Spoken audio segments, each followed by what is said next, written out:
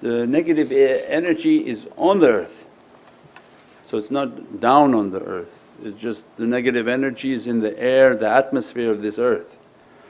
It's everywhere. And as soon as you go above the second layer where Prophet described, don't build above 2 stories, because as we go up then there are other creations that Allah created in these other levels of atmosphere.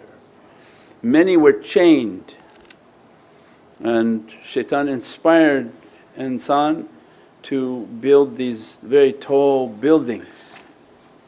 As a result of building these buildings, these creatures that were chained from entering into our atmosphere, our dimension, found an opening to enter. That's why very wicked organizations occupy these top floors.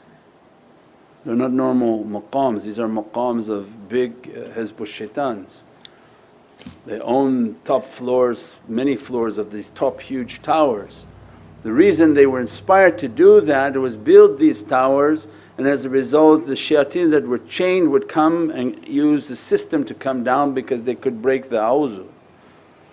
As a result they were invited into this dimension and all the evilness and wickedness, and this is what Prophet didn't want for us, said, don't go over the 2 stories. But people don't listen. Mankind invented computers and all their technologies. When Allah teaches us that, I'll show you my signs upon the horizon outside of yourself and also show you the signs within yourself. The one outside is easier to see than the one inside. So when they ask us to look at these technologies in this day and age, because the technology moving so fast, this is into the world of jinns. This is the convergence of the jinn world into the human world for their intention to overtake insan. Means that what Western people understand of aliens, of fallen angels, of ghosts, yeah, we call jinn. The jinn are a spiritual being made from energy, electricity, a smokeless fire which is electricity. So now as soon as we use those softwares, you're entering into their machine language. That machine language, that device that provides all those softwares, that breaks all your words all down to numbers, because the universal message, the universal language is numeric. It's not kalam, it's not the letters. The letters can be many errors, but the angelic code is in numbers. They know that break these words and bring them down into numbers. So side note is that the numeric code is an angelic language. The numeric understanding is a universal language. If you were to talk to other of Allah's creation, it wouldn't be based on our letters. But the numeric code is where everything is consistent. They can give a numeric code for who you are, your identity, your element, that you're a carbon creation, you have nitrogen, you have hydrogen. All of that perfectly describes you more than I say I'm a human. So what does that mean in all of their worlds? So aliens, there are no aliens, these are jinn. There are jinn that live amongst us and the jinn who live outside of this planet and these planets and in these universes. This device of the computer and technologies was to enter into their world. That take these words that you're saying, we'll teach you how to make these softwares that break your words into numbers. Then these numbers will be compiled and broken down into smaller numbers, pockets of numbers, then sent to an assembler. That assembly software will take your numbers, make them into 1 and 0. When it starts to enter into the machine, into this device, they taught insan, make a chip. And that our world, the jinn speaking, is based on sand.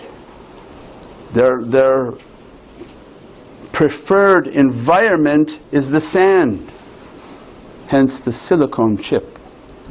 They taught them, make a chip based on silica, based on sand, we can live there. If you make it, we'll occupy that chip and we'll give you and facilitate for you whatever you ask of us. You merely type it and we are hearing it and obeying and sending out the command. So they taught them how to make a home for them. Each machine and each device in their world and in what they're planning to bring onto this dunya is that they want everything to have a chip. That chip is their residence. In that residence and that machine language that only understands ones and zeros, it's actually a current, because they're energy, they're electricity. They don't read even numbers in ones and letters, it's a current. Long current, short current, long current, short current. On, off, on, off, on, off, because their being is of an electrical nature. They're an energy being. So when we're typing, we're sending them an energy current in which they understand and they are retrieving. Don't think that you're Googling and it's going somewhere and you're entering somebody's computer and you're pulling out the file you want. No, no. You're asking them. They're going and finding the location within a fraction of a second. And they bring that information back onto your computer to give to you. Then they told insan that we can do it even faster. So why don't you make something smart? So now the power in which people are computing is going to be immense. These phones have a much more powerful structure than what those original PCs and what they were doing. Why? Because they say, we want to bring you more. We want to bring you like the time of Sayyidina Sulaiman, whatever you request of us, we'll bring it. But in exchange, we're going to have you to worship us. So it means this reality that they're doing and what they're propagating of these knowledges, this is the jinn world. That chip and machine language is a series of electrical pulses making ones and zeros so that they communicate. What they want is your belief. So the more that we use this, now people are farther from their belief. The more that we use these devices, we stop using our spiritual ability. Your heart, and if we go to people and say that I have through my heart the ability to call you. And you say, this is crazy, what you talking about, you bearded people? But I say, this can do it, you believe. But what God created can't do it? So then people became idol worshippers. These are the idols of modern time. These are the products that people worship. That this device from the jinn world, this device from their world is the intention of coming into our world. That we want to give you from our powers, we want to give you from our abilities. That as you stare and you look at it, the energy emanating from it has already grabbed your face. Because we don't understand that we're energy beings. You know, this physical, beatific face that you see, there's a light shining out. It's not just this, it's not just flesh. There's energy emanating out. What they want is that put your energy towards us. And we're going to absorb everything from you. We want to feed off of what God has given to you and not given to us. We want all your focus, we want your belief, and we want to take away your belief in Allah Azza wa Jal. And that's exactly what's happened now. People have lost their humanity, lost their understanding of communication. Nobody even has the ability to communicate anymore. 5 people sit down on a table, 5 people take out a phone. And they're not even looking at the human interaction. And that's all the shaitan wanted. Don't look at each other, look at me, just look at me. What do you want? I'll send it to you. What do you want? I'll bring it to you. Now with this company, unless they're not going to pay an advertising fee, but they'll send it in next day. You don't even have to move, where ultimately you become the matrix. That you sit on a couch, wired up, and you just want to eat something, it comes to your door. You want to drink something, it comes to your door. Don't move, don't move. You saw that movie where the guy was just sitting like this, he became like 500 pounds, eating and drinking. And don't move. Play a game, we'll make an avatar of you, put it in the game. You want packages from stores, don't go to the store, we'll send it to your door. Means don't move, just come into our world. You become the battery. You become the source of power, and they become like the vampire. That they pull out all the energy of insan. And they are vampiring insan's energy. And that's all they wanted. Now they say the next generation that's coming out of these smartphones very soon will be integrated with your thought. Say the power of this phone is only as good as the speed of your fingers. And the jinn say, oh, we don't want that. We want to fully integrate with your brain, where we overtake even your thinking process. Not where we wait for your command. They want the moment of what they think machines are singularity. It's not singularity with the machine. It's a singularity with the jinn world. That you're the chosen creation of God. We are much more powerful than you. We're going to overtake you because our leader is coming. The Dajjal is coming. So they are preparing the way for their leader, where they immediately overtake that insan with all their technologies. The technology coming out on the next generation smartphone will be integrated with your thought. It will read what you're thinking and bring your engines and search engine. What is it that you want? As soon as you think it, it'll bring it from every direction into your presence. They're trying to make even their instant printing replicate. You want the throne, we'll replicate it. And then instantly print it in front of you. All of those technologies. Everything that they brought was to get the worshipness of mankind. Those were the Ifrit. Now they understood, they have what's called a quantum computer coming.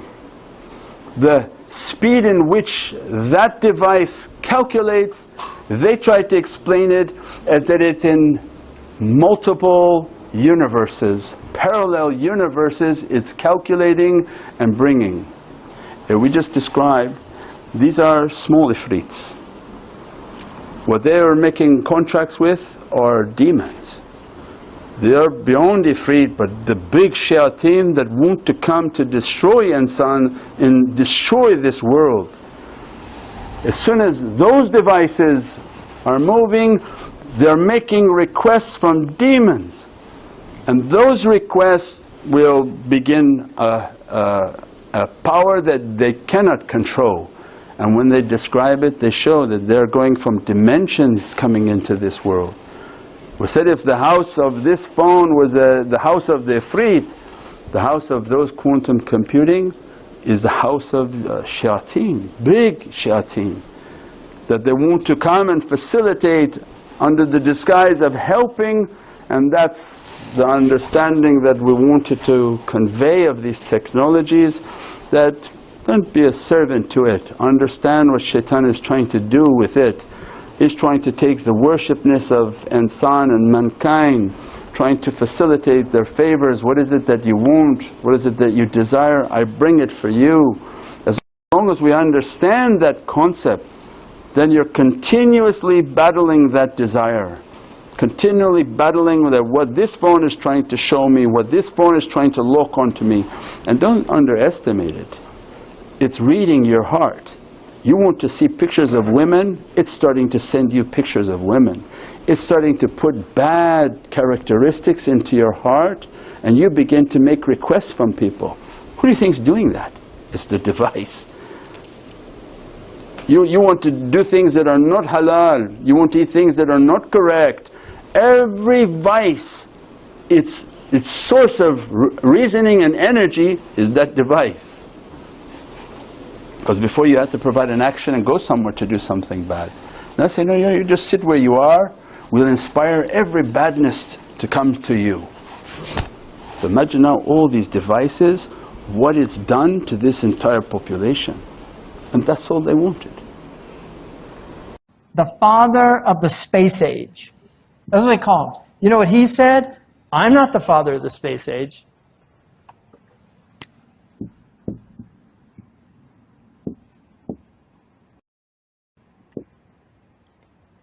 That's the real father of the space age.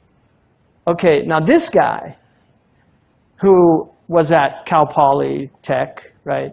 This guy, Jack Parsons, was openly a devil worshiper. He developed the fuel that enabled us to penetrate the stratosphere. Satellites could not have come about without this guy. In his diary that he himself wrote, he had a dream. This is 1948. He had a dream where he saw somebody that he calls Belarion Dajjal. And he tells him, you are helping me. Okay, I'm not making this up. You think I'm making this up? Wallahi, I'm not making this up. You go look it up yourself. Okay, so where's all this stuff coming from? Seriously, where's it all coming from? We're in the age of the Dajjal, you know. It's just Allahu Alam, when and where and what, but this is it, people. As far as I'm concerned, it's end game. Huh? That's why Allahu Akbar, water and prayer and Qibla can't take that away from us. So just keep doing, you know. I mean, Khabbab wanted to, you know, he wanted to ask for death, you know. And he was with the Prophet ﷺ. Can you imagine that? Wanting to ask for death and you're living with the Prophet? So what about the age of the Dajjal? People will go by graves saying, would that I was in his place. Laytani makanahu.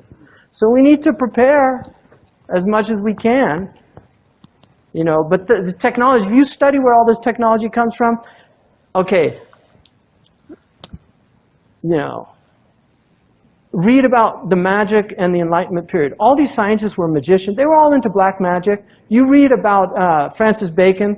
I just read a biography of Francis Bacon called Knowledge is Power, Magic and the Creation of Modern Science. Francis Bacon was reading all these magical books. 2001: A Space Odyssey. What's his name? No, the guy that wrote it. Arthur C. Clarke. Arthur C. Clarke, great technologist. He actually has most of the patents that enabled the satellites, right? If you look at his interview with BBC in 1961, where he predicts the internet, he predicts the cell phones, he predicts texting. He said that by the year 2000, people are going to have handheld devices that enable them to talk to anybody anywhere, right?